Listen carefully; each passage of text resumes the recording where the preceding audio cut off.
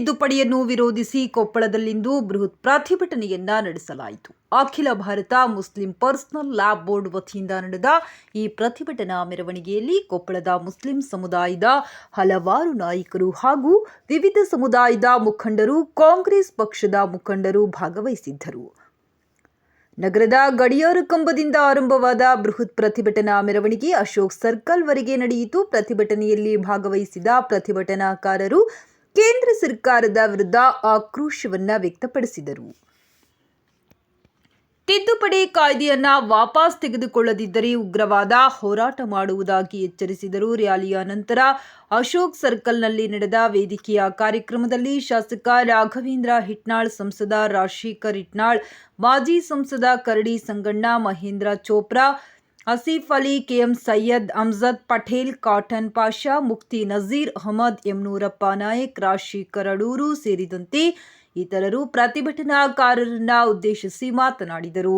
ಸಂವಿಧಾನ ವಿರೋಧಿ ಕಾಯ್ದೆಯನ್ನ ವಾಪಸ್ ಪಡೆದುಕೊಳ್ಳದಿದ್ದರೆ ಉಗ್ರವಾದ ಹೋರಾಟವನ್ನ ಮಾಡುವುದಾಗಿ ನಾಯಕರು ಎಚ್ಚರಿಸಿದರು. ಸಾವಿರಾರು ಸಂಖ್ಯೆಯಲ್ಲಿ ಭಾಗವಹಿಸಿದ್ದ ಪ್ರತಿಭಟನಾಕಾರರಿಗೆ ಅಲ್ಲಲ್ಲಿ ಕುಡಿಯುವ ನೀರಿನ ವ್ಯವಸ್ಥೆಯನ್ನ ಮಾಡಲಾಗಿತ್ತು. ರಾಘವೇಂದ್ರ ಹಿಟ್ನಾಳ್ ಶಾಸಕ, ರಾಜಶೇಖರ್ ಸಂಸದ, ಕರಡಿ ಸಂಗಣ್ಣ ಮಾಜಿ ಸಂಸದ.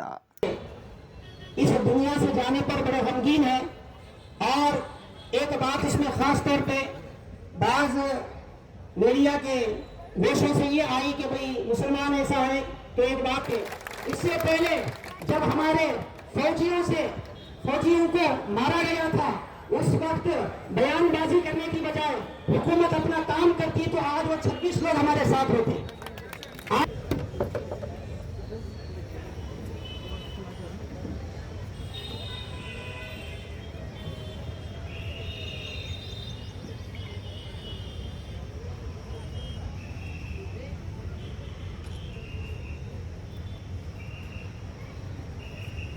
वक्फ अमेंडमेंट एक्ट जो इस वक्त पास किया गया है, तमाम हिंदुस्तान की हिंदू बिरादरी के साथ साथ मुसलमानों की बिरादरी के साथ इसका विरोध करने के बावजूद भी, इसके खिलाफ आवाज उठाने के बावजूद शांत ರೀತಿಯಿಂದ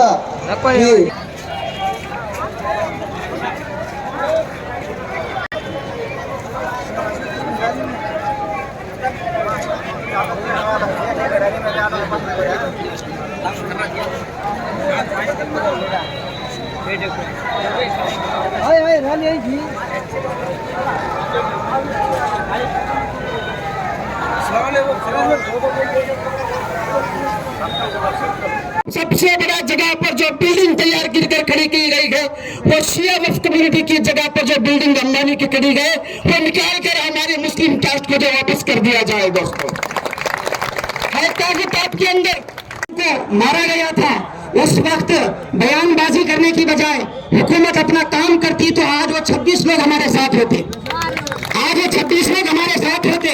अपनी नाकामियों को छुपाने के लिए ये हिंदू मुस्लिम करना छोड़ दो। हिंदुस्तान की मिट्टी से पैदा होने वाला हर आदमी हिंदुस्तानी पहले है, बाद में अपने मजहब का है। इसीलिए मैं तमाम भाइयों से गुजारिश करता हूँ कि 1 मिनट के लिए उनके लिए हम मौन आचरण करेंगे, उसके बाद हमारी ये रैली का सिलसिला शुरू होगा। दहशतगर्द उसका कोई मतलब नहीं होता, वो सियासतदानों के हाथ के मोहरे होते हैं, वो सियासत करने वाले अपने मतलब इस्तेमाल करते हैं, वो ब्रेन वॉश होते हैं, उनका कोई मजहब नहीं होता। वो सिर्फ क्या है, मजहबों में आग पैदा करने के लिए आते हैं। हम पूरे मुसलमान यहाँ पर जितने जमा है, पूरे ताल्लुके से यहाँ पर मुसलमान जमा है, मुनीराबाद से और हुलकी से, अतराफ अकनाफ के हमारे जितने करिए हैं वहाँ से भी मुसलमान आज की इस रैली में शरीक हुए हैं। हम सब की तरफ से, हम और जो भी हमारे गैर मुस्लिम भाई हमारे साथ ठहरे हुए हैं, उन सब की तरफ से हम उस सेंट्रल गवर्नमेंट को हम ये मुतालबा करते हैं कि वो सिर्फ मीडिया पे आके दावा न करे, कौन इसका जिम्मेदार है, सरे आम लाकर उसे फांसी पर चढ़ाए, खाली अपने क्या है इलेक्शन का, अपनी कुर्सी की मजबूती के लिए इसको ना करे। वो कोई भी हो, कोई भी उसका जिम्मेदार हो, उसे ला करके आए सरेआम फांसी दे, ताकि कल दुनिया ये सोचे कि हिंदुस्तान में अगर कोई दहशतगर्दी का इरादा भी करे तो उसकी हिम्मत ना हो सके, उसकी हिम्मत ना हो सके। इससे पहले ಈ ಜಗತ್ತಿನಲ್ಲಿ ಯಾವ್ದಾದ್ರೆ ಅದು ಭಾರತ ದೇಶ ಅಂತಕ್ಕಂಥ ಮಾತನ್ನು ಹೇಳಲಿಕ್ಕೆ ನಾನು ಬಯಸ್ತಾ ಇದ್ದೇನೆ. ಯಾವ ರೀತಿ ಕುವೆಂಪುರವರು ಸರ್ವ ಜನಾಂಗದ ಶಾಂತಿಯ ತೋಟ, ಹಿಂದೂ ಮುಸ್ಲಿಂ ಕ್ರೈಸ್ತರು ಎಲ್ಲ ಒಗ್ಗಟ್ಟಾಗಿ ಸಮಾನತೆಯಿಂದ ಜೀವನ ಮಾಡ್ತಕ್ಕಂಥ ದೇಶ ಇದ್ರೆ ಅದು ಭಾರತ ದೇಶ ಅಂತಕ್ಕಂಥ ಕೇಂದ್ರದಲ್ಲಿ ಬಿಜೆಪಿ ಆಡಳಿತಕ್ಕೆ ಬಂದ ಮೇಲೆ ಅವರ ಒಂದು ದೂರದೃಷ್ಟಿಕೋನವನ್ನು ಇಟ್ಟುಕೊಂಡಿದ್ದಾರೆ. ಈ ದೇಶವನ್ನ ನಾವು ಕೇವಲ ಒಂದು ಸಮುದಾಯವನ್ನ, ಅಲ್ಪಸಂಖ್ಯಾತರ ಸಮುದಾಯವನ್ನ ದೂಷಿಸ್ತಾ ಹೋದ್ರೆ ಈ ದೇಶದಲ್ಲಿ ನಾವು ಶಾಶ್ವತವಾಗಿ ರಾಜಕಾರಣ ಮಾಡಬಹುದು ಅಂತಕ್ಕಂಥ ಉದ್ದೇಶವನ್ನ ಇವತ್ತು ಪ್ರಧಾನಮಂತ್ರಿಗಳಾಗಿರ್ತಕ್ಕಂಥ ನರೇಂದ್ರ ಮೋದಿ ಅವರು, ಅಮಿತ್ ಶಾ ಅವರು ಮತ್ತು ಬಿಜೆಪಿಯ ಮನೋವಾದಿಗಳು ಇವತ್ತು ತಿಳ್ಕೊಂಡಿದ್ದಾರೆ. ಕುಮಾರ್ ಅವರು ಬಂದಾಗ ಇಲ್ಲಿ ಯಲಬುರ್ಗದಲ್ಲಿ ಹೇಳಿದ್ರು, ಇವತ್ತು ನಾವು ದೇಶದಲ್ಲಿ ಆಡಳಿತಕ್ಕೆ ಬಂದಿರೋದೇ ಇವತ್ತು ನಾವು ಸಂವಿಧಾನವನ್ನ ಬದಲಾವಣೆ ಮಾಡೋದಕ್ಕೋಸ್ಕರ ಅಂತಕ್ಕಂಥ ಮಾತನಾಡಿರ್ತಕ್ಕಂಥ ನಿದರ್ಶನ ಇವತ್ತು ನಮ್ಮ ನಿಮ್ಮೆಲ್ಲರ ಕಣ್ಮುಂದೆ ಇದೆ. ಬಂಧುಗಳೇ, ಇವತ್ತು ಹಿಂದೆ ಇವತ್ತು ಸಿಎನ್ಎ ಇವತ್ತು NRC ಅನ್ನ ಈ ಸಮುದಾಯದ ಮೇಲೆ ಇರ್ತಕ್ಕಂಥ ಸಂದರ್ಭದಲ್ಲಿ ಇಡೀ ದೇಶದಲ್ಲಿ ಹೋರಾಟ ಮಾಡಿರ್ತಕ್ಕಂಥ ಒಂದು ನಿದರ್ಶನ ಇವತ್ತು ನಮ್ಮ ಕಣ್ಮುಂದಿದೆ. ಈಗಲೂ ಕೂಡ ಈ ಒಂದು ವಕ್ಫ್ ಬಿಲ್ಲಿನ ವಿರೋಧಿಸಿ ಇಡೀ ರಾಜ್ಯಾದ್ಯಂತ ಅಷ್ಟೇ ಅಲ್ಲ, ಇಡೀ ದೇಶಾದ್ಯಂತ ದಂಗೆ ಹೇಳ್ತಕ್ಕಂಥ ಕೆಲಸವನ್ನ ಇವತ್ತು ನಾವು ಮಾಡಬೇಕಾಗಿದೆ. ಬಂಧುಗಳೇ, ಇವತ್ತು ರಾಜ್ಯದ ಮುಖ್ಯಮಂತ್ರಿಗಳಾಗಿರ್ತಕ್ಕಂಥ ಸನ್ಮಾನ್ಯ ಸಿದ್ದರಾಮಯ್ಯ ಸಾಹೇಬ್ರವರು ಬಜೆಟ್ ಮಂಡನೆ ಮಾಡ್ತಕ್ಕಂಥ ಸಂದರ್ಭದಲ್ಲಿ 4 ಲಕ್ಷ ಕೋಟಿ ಬಜೆಟ್ ಅನ್ನು ಮಂಡನೆ ಮಾಡಿದ್ರೆ 4,000 ಕೋಟಿ ಈ ಸಮುದಾಯಕ್ಕೆ ಕೊಟ್ಟರೆ ವಿರೋಧ ಪಕ್ಷದವರು ಏನ್ ಹೇಳ್ತಾರೆ, ಇದು ಅಲ್ಪಸಂಖ್ಯಾತರ ಬಜೆಟ್ ಅಂತಕ್ಕಂಥ ಮಾತನ್ನು ಹೇಳ್ತಾರೆ. ಇವತ್ತು ನಾನು ಬೊಮ್ಮಾಯಿ ಅವರಿಗೆ, ಯಡಿಯೂರಪ್ಪನವರಿಗೆ ಕೇಳಲಿಕ್ಕೆ ಬಯಸ್ತಾ ಇದ್ದೇನೆ, ನಿಮ್ಮ ಸರ್ಕಾರ ಇದ್ದಂತ ಸಂದರ್ಭದಲ್ಲಿ ನೀವು ಈ ಒಂದು ಸಮುದಾಯಕ್ಕೆ ಎಷ್ಟು ಹಣ ನೀವು ಇಟ್ಟಿದ್ದೀರಿ? 200 ಕೋಟಿ ಇಡ್ಲಿಕ್ಕೆ ನಿಮ್ ಕಡೆಯಿಂದ ಆಗ್ಲಿಲ್ಲ. ಇವತ್ತು ಎಲ್ಲಾ ಸಮುದಾಯನ ಒಕ್ಕಟ್ಟಿಗೆ ತೆಗೆದುಕೊಳ್ಳಲಿಕ್ಕೆ ನಿಮ್ ಕಡೆಯಿಂದ ಆಗ್ಲಿಲ್ಲ. ಇವತ್ತು ಸೋಷಿಯಲ್ ಅಂಡ್ ಎಕನಾಮಿಕ್ ಸರ್ವೆ ಮಾಡಿಸ್ಬೇಕಂತೇಳಿ ಸನ್ಮಾನ್ಯ ಸಿದ್ದರಾಮಯ್ಯ ಸಾಹೇಬ್ರವರು ಇಡೀ ರಾಜ್ಯದ ಇವತ್ತು ಪ್ರತಿಯೊಬ್ಬರು ಕೂಡ 54 ಅಂಶಗಳನ್ನು ಇಟ್ಕೊಂಡು ಇವತ್ತು ಸರ್ವೆ ಮಾಡಿದ್ರು. ಇವತ್ತು ಅದನ್ನ ನೀವು ವಿರೋಧ ಮಾಡ್ತಕ್ಕಂಥ ಕೆಲಸವನ್ನ ಇವತ್ತು ವಿರೋಧ ಪಕ್ಷದವರು ಇವತ್ತು ನೀವು ಮಾಡ್ತಾ ಇದ್ದೀರಿ.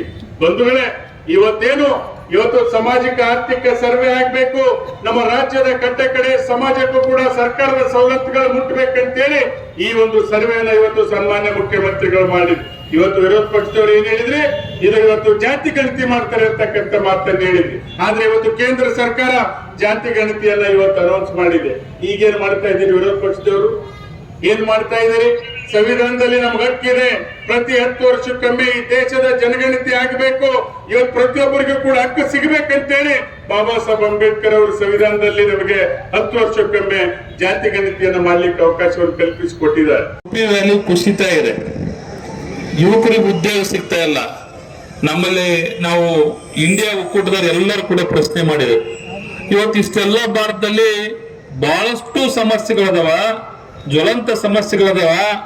ಅದನ್ನ ಬಿಟ್ಟು ನೀವು ವಕ್ಫ್ ಅಮೆಂಡ್ಮೆಂಟ್ ಬಿಲ್ ಅಂತ ತಂದಿದ್ದೀರಲ್ಲ, ನಿಮ್ಮನ್ನ ಯಾರಾದ್ರೂ ಇದರಿಂದ ತೊಂದರೆ ಆಗೈತಿ, ನಮ್ಗೆ ಇದನ್ನ ಅಮೆಂಡ್ಮೆಂಟ್ ಮಾಡಿಕೊಡ್ರಿ ಅಂತ ಸಮಾಜದವ್ರು ಕೇಳಿದ್ರ, ಸಮಾಜ ವಕ್ಫಿಗೆ ದಾನ ಕೊಟ್ಟವ್ರು ಕೇಳಿದ್ರ, ಯಾರಾದ್ರೂ ನಿಮ್ಮನ್ನ ಪ್ರಶ್ನೆ ಮಾಡಿದ್ರ? ಇದನ್ನ ಯಾಕೆ ನೀವು ತರ್ತಾ ಇದ್ದೀರಿ? ಇದ್ರ ಬಗ್ಗೆ ಯಾಕೆ ನಿಮ್ಗೆ ಅಷ್ಟೊಂದು ಆಸಕ್ತಿ? ಬಹಳಷ್ಟು ಸಮಸ್ಯೆಗಳು ದೇಶದಲ್ಲಿ. ಇವತ್ತು ಯುವಕರಿಗೆ ಉದ್ಯೋಗ ಇಲ್ಲ, ರೂಪಿ ವ್ಯಾಲ್ಯೂ ಕುಸಿತಾ ಇದೆ, ಬೆಲೆ ಏರಿಕೆ ಆಗ್ತಾ ಇದೆ. ಈಗ ಅವ್ರು ಹೇಳ್ತಾರೆ, ಅಮಿತ್ ಶಾ ಅವರು ಮೊನ್ನೆ ಪಾರ್ಲಿಮೆಂಟ್ ಅಲ್ಲಿ ಹೇಳಿದ್ರು, 2013 ವಕ್ಫ್ ಜಾರಿ ಬಂದ ಹೊತ್ನಾಗ 1913 ಹಿಡಿದು 2013 ಮಟ್ಟ ಸುಮಾರು 25 ಲಕ್ಷ ಎಕರೆ ಇತ್ತಂತೆ. 2013 2023 ಮಟ್ಟ 2013 UPA ಸರ್ಕಾರ ತಿದ್ದುಪಡಿ ತಂದ ಮೇಲೆ 2023 ಬರೀ ಕೇವಲ 10 ವರ್ಷದಲ್ಲಿ 25 ಲಕ್ಷ ಎಕರೆ ಇವತ್ತು ಜಾಸ್ತಿ ಆಗಿದೆ ವಕ್ಫ್ ಆಸ್ತಿ ಅಂತ ಹೇಳ್ತಾರ. ಅಂದ್ರೆ ದಾನ ಕೊಡೋರು ಜಾಸ್ತಿ ಆಗಿಬಿಟ್ರ ಇವ್ರಿಗೆ ಬಹಳ ನೋವು ಆಗ್ಬಿಡುತ್ತೆ ಬಿಜೆಪಿ ಅವ್ರಿಗೆ. ವಕ್ಫ್ ಅಮೆಂಡ್ಮೆಂಟ್ ಬಿಲ್ ಯಾರೋ ನೀವು ತಿದ್ದುಪಡಿ ಮಾಡ್ರಿ ಅಂತ ಕೇಳಿಲ್ಲ. ಅವ್ರವ್ರು ತಿದ್ದುಪಡಿ ಮಾಡೋ ಉದ್ದೇಶ ಏನಂದ್ರ ವಕ್ಫ್ ಆಸ್ತಿ ಜಾಸ್ತಿ ಆಗಿಬಿಟ್ಟೈತಿ, ದಾನ ಬಹಳ ಕೊಡಕತ್ತಾರಂತೆ. ನಾವು ಬಸವಣ್ಣವ್ರ ನಾಡಿನ ಹೇಳಿದೀವಿ. 12ನೇ ಶತಮಾನದಲ್ಲಿ ಬಸವಣ್ಣವರು ಏನ್ ಹೇಳಿದ್ರಂದ್ರ ಕಾಯಕ ಮತ್ತು ದಾಸೋಹ. ನಾವು ಕೆಲಸ ಮಾಡ್ಬೇಕು, ನಾವು ದುಡಿಬೇಕು. ದಾಸೋಹ ಅಂದ್ರ ದುಡಿಯೋದ್ರಲ್ಲಿ ಹಂಚ್ಕೊಂಡ್ ತಿನ್ಬೇಕು. ಇದನ್ನ ಕೂಡ ಇಸ್ಲಾಂ ಧರ್ಮದಲ್ಲಿ ಐತಿ, ಬಸವಣ್ಣವ್ರು ಹೇಳಿದ್ ಕೂಡ. ಇವತ್ತು ನಮ್ ಜನ ಇವತ್ತು ದುಡಿತಾರ, ದುಡ್ದದ್ನ ವಕ್ಫ್ ದಾನ ಮಾಡ್ತಾರ, ಅದ್ರ ಮೂಲಕ ಸಮಾಜ ಬದುಕಲಿ ಅಂತೇಳಿ. ಇವತ್ತು ಬಿಜೆಪಿ ಅವ್ರು ಏನ್ ಮಾಡ್ತಿದಾರ, ದಾನ ಮಾಡ್ಬೇಕಾದ್ರೆ ಅದಕ್ಕೆ 3 ಕಂಡೀಷನ್ ಅಂತ. ನೀವು ದಾನ ಮಾಡ್ಬೇಕಾರ ನೀವು ಹೋಗಿ ಇದು ಕ್ಲಿಯರ್ ಐತೆ ಇಲ್ಲ, ನಿಮ್ಮ ನಿಮ್ಮ ನಿಮ್ಮ ಮನೆಗೆಲ್ಲರೂ ಅದು ಒಪ್ಕೊಂಡ್ರ ಇಲ್ಲ, ಇದು ಸರ್ಕಾರಿ ಆಸ್ತಿ ಹೌದೋ ಅಲ್ಲ ಅಂತೇಳಿ DC ಸರ್ಟಿಫಿಕೇಟ್ ತಗೊಂಡು ದಾನ ಮಾಡ್ಬೇಕಂತ. ಮತ್ತೆ ಅದು ದಾನ ಮಾಡ್ಬೇಕಾರ ಮತ್ತ 5 ವರ್ಷ ಅವರು ಇಸ್ಲಾಂ ಪ್ರಾಕ್ಟೀಸ್ ಮಾಡ್ಬೇಕಂತ, ಬೇರೆದವ್ರ ದಾನನ ಮಾಡಂಗಿಲ್ಲ. ಕೋಟಿ ಜನ ನೀವು ಇರ್ತೀರಿ, 30 ಮಂದಿ ಕುಂದ್ರಿಸ್ಕೊಂಡು ಸಮರ್ಥನೆ ಮಾಡ್ಕೊಂತಿರ್ತಾರೆ ಬಿಲ್ ತಂದದ್ನ. ಇವತ್ತು ನೀವು 50 ಲಕ್ಷ ಎಕರೆ ಸುಮಾರು ಐತೆ. ಈ ಕಾನೂನು ಜಾರಿ ಆದ್ರ 10 ವರ್ಷದಲ್ಲಿ ನಿಮ್ದು 50 ಲಕ್ಷ ಹೋಗಿ ಅದ್ರಾಗ ಇನ್ನೂ ಒಂದು 10 ಲಕ್ಷ ಎಕರೆನ ಕಳ್ಕಂತೀರ. ಅಂತ ಕಾನೂನು ಮಾಡಿದ್ದಾರೆ. ಸರ್ಕಾರಿ ಆಸ್ತಿಗಳನ್ನು ವಕ್ಫ್ ಕೇಳಂಗೆ ಇಲ್ಲ, ಅದು ಸರ್ಕಾರಿ ಅಂತ ಆಗ್ಬಿಡುತ್ತಂತೆ. ಇವತ್ತು ಅದ್ರ ವಿರುದ್ಧ ಹೋರಾಟ ಮಾಡದೆ ಹೋದ್ರೆ ನಿಮ್ಗೇನು ಹಿರಿಯರು ವಿಶ್ವಾಸ ಇಟ್ಟು ದಾನ ಕೊಟ್ಟರು, ವಕ್ಫಿಗೆ ಸಮಾಜ ಉದ್ಧಾರ ಆಗಲಂತ ದಾನ ಕೊಟ್ಟಾರ, ಅವ್ರಿಗೆ ಅನ್ಯಾಯ ಮಾಡಿದಾಗ ಈ ಕಾನೂನು ಜಾರಿ ಬಂದ್ರೆ ನೀವೆಲ್ಲರೂ ಕೂಡ ಒಗ್ಗಟ್ಟಿಂದ ಇದನ್ನು ಹಿಂಪಡೆ ಮಠನೂ ಕೂಡ ವಕ್ಫ್ ಅಮೆಂಡ್ಮೆಂಟ್ ಆಕ್ಟ್ 2025 ಹಿಂಪಡೆ ಮಠನೂ ಕೂಡ ಹೋರಾಟ ಮಾಡಬೇಕು. ನಾವೆಲ್ಲ ಕೂಡ ನಿಮ್ ಜೊತೆ ಇರ್ತೀವಿ. ವಕ್ಫ್ ಆಸ್ತಿ ಹೇಳ್ತಾರೆ. ಒಂದು ಅಂಶವನ್ನ ಇಲ್ಲಿ ನಾನು ಗಮನಿಸಿದೆ. ಯಾವ ವ್ಯಕ್ತಿ ದಾನ ಮಾಡ್ತಾನಲ್ಲ ಅವ್ನು ಕನಿಷ್ಠ 5 ವರ್ಷ ಮುಸ್ಲಿಮ್ಸ್ ಆಗ್ಬೇಕಂತ. ಮುಸ್ಲಿಮ್ಸ್ ಆಗಿದ್ದೇನೆಂದ್ರೆ ಸಾಬೀತುಪಡಿಸ್ಬೇಕು.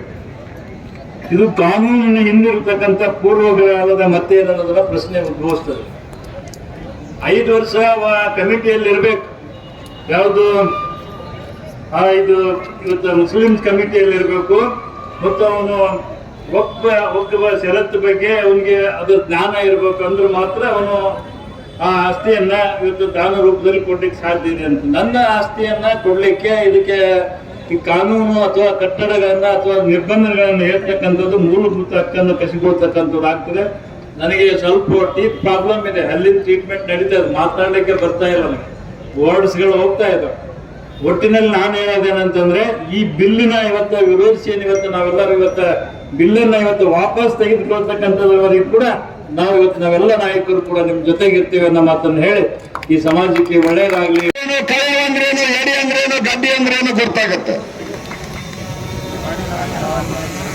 ನೀವು ಗಣಮಕ್ಕಳು ಕೇಳ್ರಿ, ಅರಗದಂದ್ರೇನು, ಬಿತ್ತೋದಂದ್ರೇನು, ಎಡಿ ಹೊಡೆದಂದ್ರೇನು, ಗಡ್ಡಿ ಹೊಡೆದಂದ್ರೇನು ಗೊತ್ತಾಗತ್ತೆ. ಅವ್ರ ಹತ್ರ ಆಸ್ತಿ ಇಲ್ಲ, ಅವ್ರ ಹತ್ರ ಭೂಮಿ ಇಲ್ಲ. ಯಾರು ರೈತಾಪಿ ವರ್ಗ ಇದ್ದಾರೆ ಅವ್ರ ಹತ್ರ ಭೂಮಿ ಇಲ್ಲ. ಯಾರಿಗೆ ಕಳೆ ಅಂದ್ರೆ ಗೊತ್ತಿಲ್ಲ, ಕಾಸಿಗೆ ಅಂದ್ರೆ ಗೊತ್ತಿಲ್ಲ, ಎಡಿ ಅಂದ್ರೆ ಗೊತ್ತಿಲ್ಲ, ಗಡ್ಡಿ ಅಂದ್ರೆ ಗೊತ್ತಿಲ್ಲ. ಅವ್ರ ಹತ್ರ 10 ಎಕರೆ, 20 ಎಕರೆ, 30 ಎಕರೆ, 100 ಎಕರೆ, 200 ಎಕರೆ ಭೂಮಿ ಇದೆ. ಅವತ್ತು ಏನು ಸ್ವತಂತ್ರ ಪೂರ್ವದಲ್ಲಿ ನಮ್ಮ ಭೂಮಿಯನ್ನ ಉಗುಳಾಕಿ ಬರ್ಕೊಂಡು ಕಸ್ಕೊಂಡ್ರು. ಇವತ್ತು ಅದು ಅವತ್ತಿನ ನೀತಿ ಆದ್ರೆ ಇವತ್ತು ಇದು ಅವರ ಹೆಸರಿನಲ್ಲಿ ಇರ್ತಕ್ಕಂಥ ಭೂಮಿಯನ್ನ ಈ ಕೇಂದ್ರ ಸರ್ಕಾರ ಕಸಿದುಕೊಳ್ಳುತ್ತದೆ. ಅವರ ಕನಸನ್ನ ನಾವು ಯಾವತ್ತಿಗೂ ನೆನೆಸ್ಕೊಳ್ಬಾರ್ದು.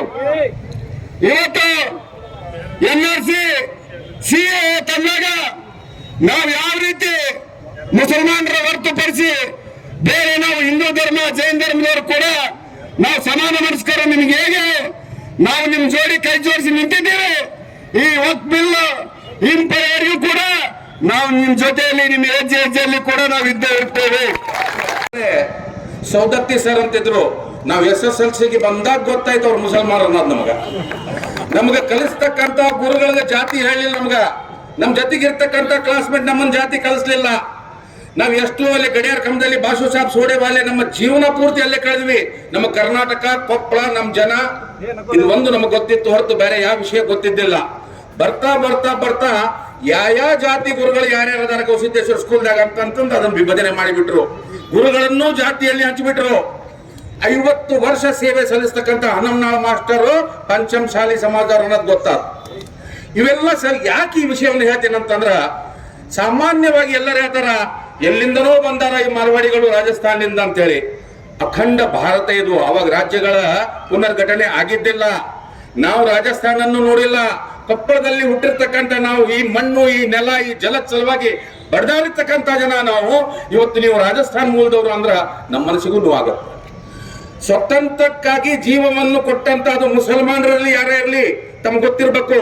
1971 ಯುದ್ಧದಲ್ಲಿ ಪಾಕಿಸ್ತಾನದ ವಿರುದ್ಧ ಸೈನ್ಯದ ಪರಮೋಚ್ಚ ಪದವಿಯನ್ನು ಸ್ವೀಕಾರ ಮಾಡಿದಂತ ಅಬ್ದುಲ್ ಹಮೀದ್ ತನ್ನ ಪ್ರಾಣವನ್ನು ಕೊಟ್ಟ ಭಾರತದ ಸಲುವಾಗಿ ಹೊರತು ಜಾತಿ ಸಲುವಾಗಿ ಅಲ್ಲ.